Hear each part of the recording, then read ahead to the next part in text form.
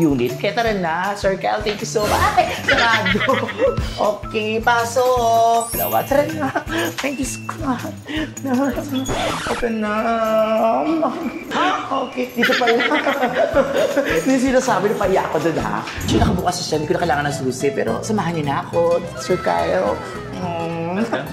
Ayan, ito po yung aking kinuhang unit dito sa Mega World. Ayan, o check nyo. Studio type lang po siya, pero bala ko nga siya palagyan ng partition. Diba? Kasi gusto ko may sarili pa rin kwarto. Tapos, basta ang daming mababago. Yung range wood.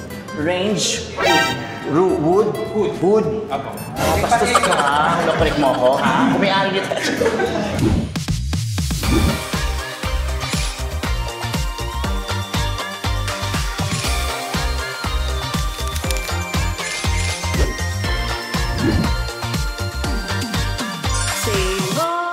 Kakatuwa naman kung ganon. Hello mga kahoho! Hello mga Dabber Cats! Nako, another special day. Alam mo, every time naman na nag-start ako mag-vlog, sinasabi ko lagi na excited ako. Special day itong araw na to. Ito talaga super extra special. Alam niyo po kung bakit? Kasi turnover na po ng condo unit ko ngayon dito sa Mega World. So excited ako. Turnover na yung araw na to. At imimit na natin siya. Magbibigay sa akin ng mga susi, yung mga pipirmahan and everything. Kasi syempre first time ko magkaroon ng ganito. Kaya excited ako. Kaya yung mga Dabber Cats, mga kahoho, diyan lang kayo. I-meet ko na siya. Ay, wag na pala. Ito na siya. Kyle from Mega World. Hello po. Welcome home, Mega World. Sabi ko, salamat. Mukhang may dala po kayo. Para sa akin ba yan? Mega World. Ayan. Ang sweet naman ng Mega World. Tingnan mo. Dear Mr. Ian Red Hidalgo, we truly appreciate that you have chosen Mega World for your home investment. We wish you all the best as we welcome you to your new home. God bless you and your family. Customer Experience and Service Group, Mega World. Thank you so much. Ano naman yan, Sir Kyle? So, number one na important, nandito na yung susi ng bahay mo or unit. Okay. So, finally, today, may pipirmahan po ba tayo? Yes, Oo, ayan. O, sige. welcome home. Naku, thank you. Ito na nga, mga kahoho. Ayan, pirma muna ito dito. Tapos, ay, ang daming susi. Isang kwarto lang, isang pintukan lang naman yun, di ba? Ayan. Dito wala na akong pipirma. Ay, ayan. Thank you. At ito yung mga susi ng unit. So, every door, meron tayong 3 keys. No? Isa sa main door, isa sa CR. Okay. So, meron din po tayo sa mailbox. And also, yung mailbox dito lang din po sa side. Yung mailbox natin, sir, and then yung mga bills natin sa kuryente. Ayokong dalawin yung mailbox. Parang bills na naman yan. Another Judith, no? Okay. Pero thank you, Kayla. Salamat. Happy naman ako, syempre, with Mega World. Nakita ko talaga yung unit. Sabi ko, parang, eto na yon, this is it. Gusto ko to. Kaya nag-decide na kami, kasi tatlo kami sabay-sabay na kumuha dito. Ako rin magta-turnover. Ay, naku, see you naman talaga naman. Thank you, Kyle. Welcome home, sir Red. Oo, sabi mo muna, say ho. Ho ho. Yeah, thank you. Ito na mga kahoho, pupunta na natin yung unit ko. Actually, ipapakita ko sa inyo unit, bare unit pa lang siya kasi plano ko po siyang palagyan ng partition, pabago pa yung ano. So, maghihintay po tayo siguro ng mga 3 weeks para pwede ko na talagang tirhan to. Pero gusto ko makita nyo kagad yung unit. Kaya tara na, Sir Kyle, thank you so much. Ay, sarado. Okay, pasok. Ayan. Ayun, Sir Red, ang unit natin, we have 1-year warranty. No? Kapag may nag-declab dyan or something like that, ano naman? Ay, talaga, nakakatuwa naman kung gano'n. Excited talaga ako. Oo, di ba dito na ako titira? Sa ano to, para may ideya kayo sa Quezon City. Dito ako kumuha para malapit din sa work, sa Clowns Republic, sa nagsusuwan ko. Siyempre, malapit na rin to sa TV5 sa Itbulaga. Kaya okay lang, parang so malapit sa dalawa. Tara na! Thank you so much. Ito na. Okay, dito pala. Hindi sinasabi na paiyak ko doon, ha? Ito na mga kahoho. Bubuksan ko na po yung pintuan. Actually, nakabukas siya. Hindi ko na kailangan ng susi. Pero samahan niyo na ako, Sir Kyle. Ayan, ito po yung aking kinuhang unit dito sa Mega World. Ayan. O, check nyo. Studio type lang po siya, pero bala ko nga siya palagyan ng partition. Diba? Kasi gusto ko may sarili pa rin kwarto. Tapos, basta ang daming mababago. Pero para malaman kung ano yung mga gagawin dito sa unit ko, yung mga pagbabagong gagawin, yung partition, everything, CR, lahat ng design, kung whatever, nandito na. I-welcome ko na rin, kasama ko na rin ngayon ang aking contractor na si Kuya Chris. Kuya Chris! Kuya Chris, pasok! Ayan si Kuya Chris. Ayan, Kuya Chris, hello po. Tapos may kasama siya si, ano naman si Kuya Arnie? Ay, siya po yung may-ari ng CJK San Francisco. Ay, hello, siya ang ano. Anong tawag sa kanya? Plus and aluminum fabricator po. Glass and aluminum Fabricator. fabricator. So sila po ang mag-aayos ng unit ko na ito. Pasok kayo! Ayan, pasok.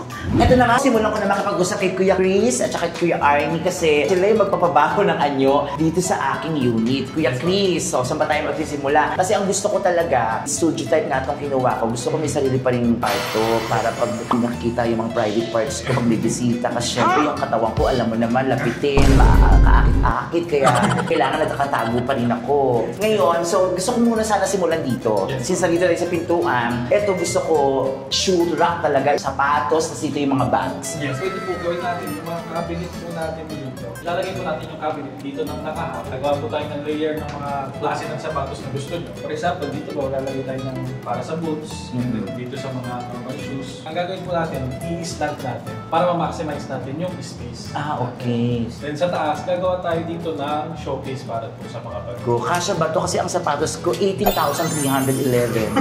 Sa palagay mo. Dagdag na lang po kayo ng unit para sa susunod po. Sige. Basta yung ilalim niya, meron siyang ilaw. Pwede ba tayo maglagay ng bonfire dito? Bonfire na. Ito sa CR talaga sa akin.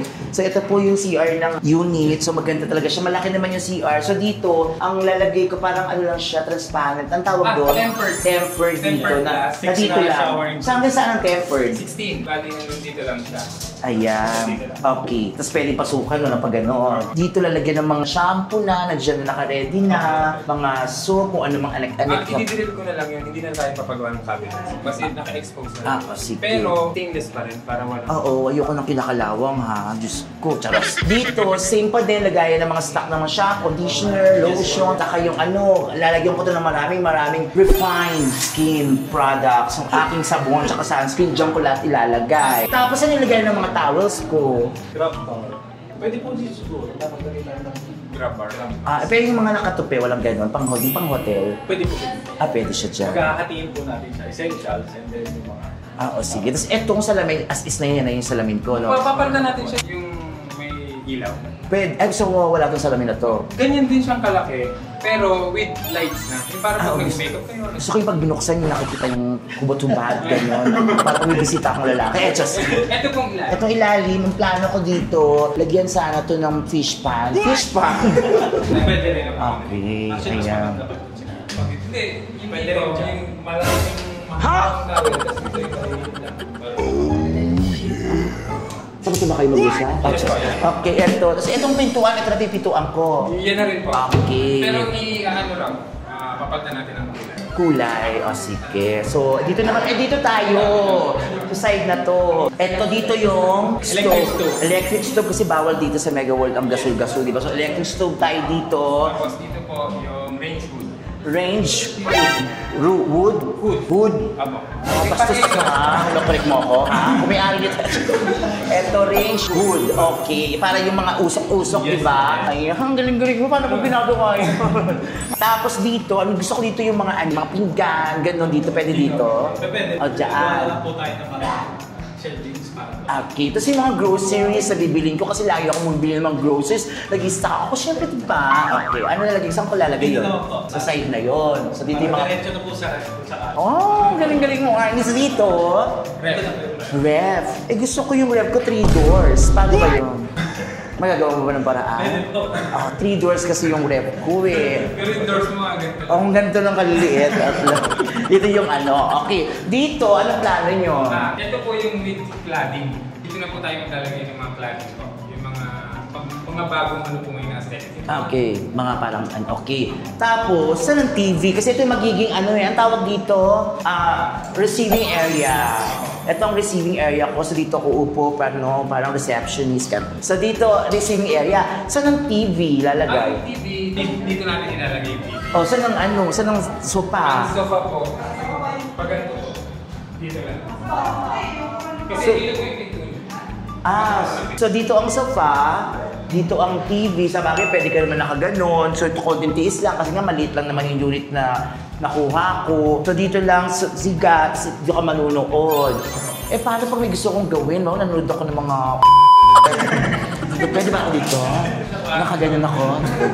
Okay, so dito ang sofa. Oh, ito na yung ano. Dito gusto ko painting ko ng mukha kong malaki. Pwede ba yun? Pwede naman po. O mas maganda sa kwarto para hindi matakot yung mga bisita. Kasi nagpa-paint po ako ng itsura ko, yung picture ko na nakaganyon. So para malaking painting yun na maganda. So gusto ko sana maglagay. Saan maganda siya ilagay dito o dun sa kwarto na lang? Pwede po, pero mas maganda dito lang. Mas maganda. Okay. Alam ko naman kung tapos ito po hindi na po natin makikita to. Bakit? Yung ceiling, kasi po tatakpan po natin siya ng bagong WPC ceiling po. Yung hindi na siya nabubulong. Lalagyan po natin. Kasi magkakaroon po tayo dito ng cove light dito sa gilid. Letter L. Yung may pwedeng kapag nakapatay yung mga ilaw sa ceiling nila, magbukas sila, magbibigay ng liwanag po dito sa... Pwede ba siya lagyan ng mga bulak-bulak, parang may mga clouds, gusto ko may mga stars, may mga solar system sa taas, pwede ba yun? Ang grade 2. So yun, TV. Sa TV, ito yung, di ba TV nakagano, nakaangat. So dito yung, ang tawag doon? Cladding po. Cladding, gano'n. Sa baba ng TV, wala. Wala. Open lang to, no? O, kasi, so para sa ito, walang nakalagay dito. Gusto niyo po ba na magkaroon tayo ng... Sana, para pang may patungan.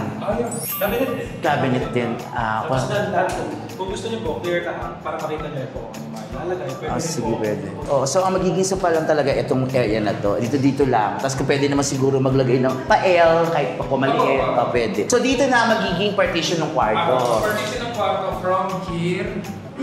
Ito po. From there. Hanggang dito. Saan ang pintuan Ang ko? pintuan po, dito rin po. So ang bukas ng pinto, alright. Pag ganon. Para mag-yung space. Eh, yung sopa, baka matamaan ko, hindi naman. Ay, maliit lang kasi sopa. So dito, papasok ko dito. Tapos ganon, pag ganon. Yes. Okay. Masikip, no? Pag ganon mo. Tapos alisin po natin to. Kung maganda yung cabinet naman ng Mega World na naka-ready na, so ayoko lang malalaking cabinet, gusto ko yung mas... Anong plano natin dito? Ito, gagawa ko tayo ng flash na Aluminum cabinet. para for long term na rin. Oo. Pulo ko. And then, depende po sa inyo mamaya kung ano po yung preferred na design. Kung gusto niyo po lahat ng pinto, may salamin. Kada pasok, may salamin. At tapos, ay yung ano, yung mahangiran, paano yun? Pwede rin po tayo po. Gusto ko mas maraming hangiran. Send na lang din po. Sige ha, sige, mag-ingat kayo ha. Yung mga bata, sige, suhin niya mabuti. Charos. Okay, ito yung veranda. Pero takot mo kasi ako sa heights, mga kahoho. Kaya pag lumalabas ako, nakaganon lang ako kasi ayoko na matataas. So isasarado natin to, di ba? Nakasara lang to. For life, nakasara tong isang side. Ito yung sinasabi na kailangan natin naka-fix na ito ng sarado. Ang i-open natin. Oo. Kasi dito yung dressing, yung ano. Dresser. Anong tawag doon? Yung gano'n, yung may ilaw? Vanity. Mirror, may gano'n-gano'n. Yan, dito sa area na to. Lalagyan natin siya ng blackout. Oh, blackout. Blackout to. Ayoko naman siya. Gusto ko natutulog madilim. Ha? Kasi Yung kita niya yung labas, pero hindi siya kita sa... Pwede rin. pwede rin. Pwede rin. Gusto mo talaga naman. Pwede natin i-blackout. Oo, kasi gusto ko na madilim dahil pag natutulog ako, gusto ko yung makatulog madilim na madilim. Tsaka ayoko na may nakakita kasi yung mga parte ng katawan ko madilim din. Kali ito, yung isang side, blackout, and then yung isa, reflective. Ito naman itong isa, maliwanag para pag gusto ko ng makita ng haring araw, ano pa rin, okay. Sige, gusto ko sa labas, may papalagay ako. Gusto ko lagyan to ng television. Pwede ba yun? Swimming pool. Pwede mong swimming pool dyan? O, sige. O, yan. So, okay na. Ay, veranda, as is na yan. Ganyan na yan eh. So, ito na. Ito yung dresser. Siyempre, dito, papatakpan natin to kasi split type aircon yung gagamitin natin. Saan ang ilalagay yung split type dito sa taas? Dito po, sa taas. Nilalagay yung split type, and then yung condenser po dito sa labas. taas. Eh, eto, anong mangyayari dito? Magiging ano lang po, tatakpan po natin ito na it's either architect po para magmukha rin po sa isang po. Okay. Pwede rin natin lagyan ng pinto niya. Kung walang mga secret items. Yun yung tama po. Pwede. Ang galing mo talaga, Arnie. Kasi sobrang talaga di ako nagsisisi sa pagkuha sa'yo, Arnie. Kasi ang husay-husay ng mga ideas mo pagdating sa mga pag-aano ng mga unit ako. Okay, so yun. So, ito na yung kama. So, ang kama, pag ganun. So, ang pa ako na dito. Ito, kurtina lang o mga ano. Blinds. Blinds. Yung pang mayamang blinds yung gusto ko, ha? Blackout eh. Pwede pag ginanon mo yung madilim. Sa kanya na, pag ginanon mo, liwanag, yes. Gusto ko yan. Okay, so, ito yung kama. Yan, so pag ganon. Ang kama ko kasi gusto ko, ano yung ayoko masyadong malaki-malaki. Kasi natatakot ako pag double. Oo, kasi ayoko naman laki. Pero feeling ko pag malaki, parang pag mag-isa ka, may katabi ka na hindi mo nakikita. Takot ako doon. So yun, okay na. Ano plano mo dito? Dito sa taas? Ayan, yung pinabagin ko na cabinets. Pwede rin yan. Gagawa natin ng cabinet. Ano po ang plano nyo? Saan? Sa cabinet. Yung mga sayote, upo, kangkong, nilibarano ko ilagay dyan sa... Mga ano, siguro mga damit pa din. Kasi ang dami kong damit eh. Pero gusto ko din sa cabinet kasi parang malong na ano siya, na hangiran. Parang yung area na yan. Bigdili ko 2 hati pero mahabang mahaba. Tapos may sa baba or sa taas, doon na nilalagay yung mga iba. Pero kung meron ako isang side na kung saan na din yung mga briefs, yung mga jacks, ganun, parang may ganun ako. Tapos may mga shorts, mga sandals. Lahat po yun dito natin. Oo, yung ano, mga towels na ano, na pwede ko lagyan, yung mga stock, na gano'n. Yung mga towels kung pang hotel, ganyan, ano ha? Charot. Yung mga gano'n. Tapos, sa labas na tayo ng pinto, kung may pintuan na. Ay, pakilala ko sa inyo yung mga boys natin na sila tutulong sa paggawa ng unit. Ano pangalan ko, kuya? Ano, ha? Balikot ang kamay mo, ha? Eugenio? Eugenio?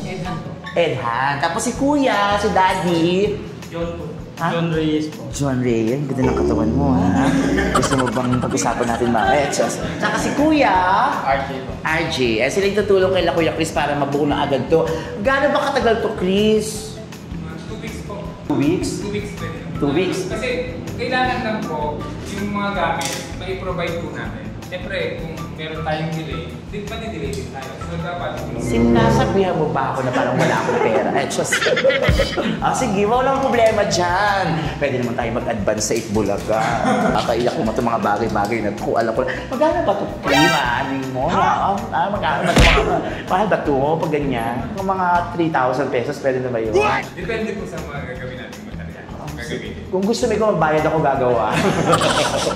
Okay, so yun mga ang lalo ni Kuya Chris at ni Sir Annie and ng mga boys kung anong gawin dito. Siguro abangan nyo mga 2 weeks daw na magagawa to. Pag nagawa, pwede ko nang liparan, pwede nang tulugan. Tapos, welcome po na kay lahat. Pwede na tayo matulog, magtabay-tambay dito. So yun mga kaho, sabi ni Kuya Chris, baka 2 weeks kayang gawin yung mga nirequest natin. Sana para matirhan na natin. Kasi para sa inyong kaalaman, ano po, nag-rent kasi ako ng isang unit din sa Mandaluyong. Kasi gusto ko nga malapit sa Bulaga, di ba? Para hindi malili. So medyo pag hindi nagawa agad to, di another bayad na naman dun sa nirerentahan. Another bayad na naman dito sa parking. So sana matapos na natin. At maraming salamat sa inyo mga kahoho. At sana sa susunod na pag-vlog ko ng itsura ng unit ko, yung tagang na-renovate na, sana nandiyan pa rin kayo, manonood kayong lahat. Okay? Tapos, huwag niyo pa rin kalimutan mag-like, share, and subscribe. Tapos mag-comment pa rin kayo kung ano yung mga content na gusto nyong gawin ko sa mga susunod kong vlog.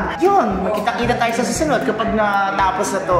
Maraming salamat sa inyo mga kakoko. Mahal na mahal ko kayong lahat. Nanood lang kayo palagi. Share nyo yung aking YouTube channel sa mga friends, mga kakilala nyo, mga kamag-anak nyo para happy tayong lahat. Kasi sa aking vlog, say ho!